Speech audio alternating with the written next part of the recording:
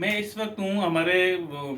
RTD से अध्यक्ष धर्मेंद्र सिंह जी राठौड़, जो कि पुष्कर विकास के लिए काफ़ी तत्पर है, और मैं इनके जयपुर निवास स्थान पर आया हूँ। इनसे पुष्कर के विकास के बारे में चर्चा की तो बात करने से ऐसा लग रहा है कि ये पुष्कर के विकास के लिए काफ़ी तत्पर है और काफ़ी अच्छा कर रहे हैं। सर, अभी पुष्कर के अंदर सीवरेज की समस्या और ब्रह्मा मंदिर जीर्ण जीर्ण हो रहा है, उसकी समस्या को लेकर चल रहा है, तो उसके बारे में आप क्या कार्रवाई कर रहे हैं? 24 जुलाई से 28 जुलाई जब मैंने गायत्री शक्तिपीठ द्वारा आयोजित पुष्कर की 24 कोस की परिक्रमा में पैदल यात्रा प्रारंभ की, तब मेरे ध्यान में आया कि पुष्कर में गंदा पानी की समस्या है। मैंने आंखों से देखा, क्योंकि मैं बहते हुए पानी में पदयात्रा मैंने प्रारंभ की, और छोटी बस्ती का जो पानी जब वो मतलब नरसिंह घाट से गिर रहा था, तो मैंने खुद ने देखा कि हमारे पवित्र जो पुष्कर सरोवर है उसमें गंगा पानी जा रहा है। तो मुझे बहुत ही मतलब एक तरह से बहुत ही बुरा लगा, बहुत ही एक तरह से शर्म भी आई कि जिसमें पूरी दुनिया के लोग सरोवर में स्नान के लिए आते हैं, आचमन करते हैं, उसमें इस ढंग की समस्या है। तो मैंने इसका ये संकल्प किया कि जल्दी ही ये पूरी समस्या को मैं माननीय मुख्यमंत्री जी के ध्यान में लाऊंगा और इसको जल्द समाधान इसका करवाएंगे। उसके आगे जब बढ़ा मैं, और पुष्कर का ब्रह्मा मंदिर जो पूरी दुनिया में पुष्कर में ही है, उस ब्रह्मा मंदिर में गया तो वहाँ के जो वहाँ के पुजारी थे, उन्होंने मुझे दिखाया तो वहाँ किस हालत में ब्रह्मा मंदिर हो चुका है, जीर्ण शीर्ण हालत में है। मैंने वहाँ के एसडीएम साहब से बात भी की। उन्होंने बताया साहब कि हमने कई बार चिट्ठियाँ भारत सरकार के एएसआई विभाग को लिख दी है, लेकिन न तो वो हमको इजाज़त राज्य सरकार को दे रहे हैं और न ही वो खुद बना रहे हैं। तो उसी वक्त मैंने पदयात्रा के दौरान ही केंद्रीय मंत्री जो हैं एएसआई के, श्री अर्जुन राम जी मेघवाल, उनके दफ्तर से संपर्क किया, उनको निवेदन किया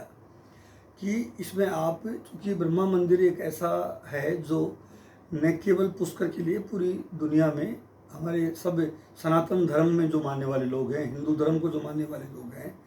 ब्रह्मा का मंदिर जो सृष्टि के रचयिता कहते हैं, उनके मंदिर की ये हालत है। इसमें कृपया आप दखल करके और जल्दी इसका समाधान करें। मुझे खुशी हुई कि उन्होंने उस पर बहुत ही जल्दी हस्तक्षेप करके और उसका उन्होंने समाधान निकाला, और अब एएसआई विभाग उसका टेंडर कर दिया है और जल्दी ही आपको देखने को मिलेगा। भारत सरकार की एएसआई का जो दल भी एक बार वहाँ देखने आ गया है पुष्कर में। तो मेरी 24 जुलाई से 28 जुलाई की जो पदयात्रा रही, 5 दिन मैं खुद चला, ये 2 समस्याएं प्रमुख रूप से वहाँ आई। तीसरी समस्या थी 24 कोस की जो परिक्रमा मार्ग है उसमें क्या क्या कठिनाइयाँ आ रही हैं, और उसको किस तर्ज पे गोवर्धन की परिक्रमा की तरह इसको भी एक तरह से बहुत ही धार्मिक रूप से भी, टूरिज्म पॉइंट से भी, और इसमें जितनी भी बाधाएं हैं उनको समाप्त कर एक अच्छा परिक्रमा मार्ग विकसित किया जाए, ये भी मेरे मन में एक भावना आई। और मैं इस यात्रा को समाप्त करके जब मैं जिला कलेक्टर अजमेर और एडीए के कमिश्नर से अजमेर बात करके पूरी सच्चाई का या पूरा पता लगाया, तो मुझे मालूम पड़ा कि इसमें काफ़ी जो पुष्कर का गंदा पानी के निकासी का मसला था, वो तो RUIDP इस प्रोजेक्ट को कर रही है, और वो RUIDP ADB के जो फाइनेंस से करना चाह रही है। तो एडीए ने जो DPR बनाई थी, वो DPR ADB के नॉर्म्स के तहत बनी हुई नहीं थी। इस कारण से ये DPR जो एडीए ने बनाई वो मतलब एक तरह से मान्य नहीं थी। मैं जयपुर आया, जयपुर आके मैंने UDS मंत्री माननीय शांति धारीवाल साहब से मिला, और बिल्कुल उनको भी इस समस्या से मैंने अवगत कराया। और उसके बाद में मैं राजस्थान के लोकप्रिय मुख्यमंत्री सामान्य अशोक गहलोत साहब से मिला, उनसे भी ये निवेदन किया कि गंदे पानी की जो निकासी है, ये बजट में CM साहब द्वारा अनाउंसमेंट कर दिया गया था कि जल्दी ही समस्या समाधान होगा,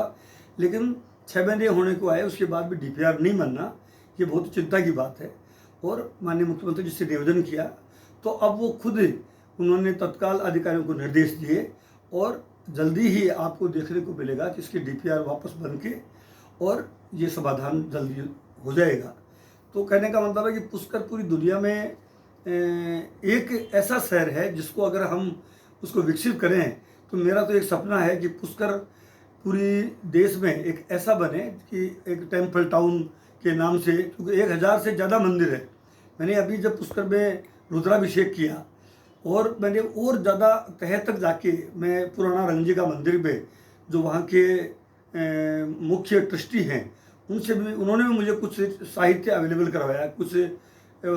ऐसी ऐसी जानकारियाँ दी है। पुरानी डीपीआर भी बनी हुई है। हमारी आरटीडीसी ने भी एक बार इसका 2017 में डीपीआर ब्रह्मा मंदिर की बनाई, उसमें कुछ काम हो गया है जो पुरातत्व विभाग के अधीन नहीं है। पुरातत्व विभाग भारत सरकार के बाहर का जो काम है उसमें काफ़ी आरटीडीसी ने किया भी है। तो कहने का मतलब है कि पुष्कर, जो कि मेरा गांव नांद है, मैं नांद का रहने वाला हूं, और पुष्कर की 24 कोस की परिक्रमा मार्ग में नांद भी आता है, और नांद में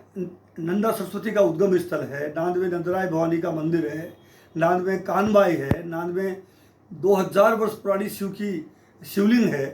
तो इस पूरी 24 कोस की परिक्रमा में नांद का विकास, मोतीसर का विकास, सूरजकुंड का विकास, थावला का, खड़ेल, मंजेवड़ा,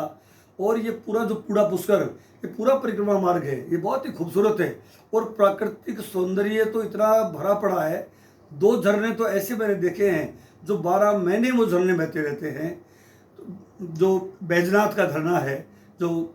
शिवजी का बहुत पुराना प्राचीन मंदिर है, और एक माखडोल माताजी का मंदिर है। माखडोल माताजी से लेकर होकरा तक का जो पदयात्रा है वो तो मेरे जीवन में कभी मैं भूल नहीं पाऊंगा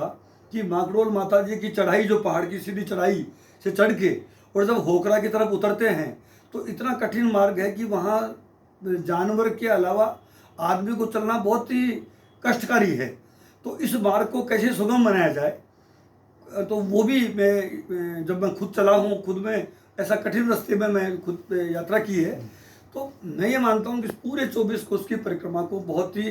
यानी यात्रियों के लिए सुगम भी बनाया जाए और सुंदर बनाया जाए, ये मेरा प्रयास है। तो ये अब लग रहा है कि पुष्कर का विकास के पंख लगेंगे। जी हाँ, हमारे आरटीडीसी अध्यक्ष धर्मेंद्र सिंह जी राठौड़, जो कि काफ़ी साल वर्ष से पुष्कर के विकास में काफ़ी एक्टिव हो रखे हैं, आज मैंने इनसे कुछ पुष्कर की समस्याओं के बारे में जानकारी दी, तो इन्होंने हाथों संबंधित विभाग के मंत्रियों को तुरंत फ़ोन करके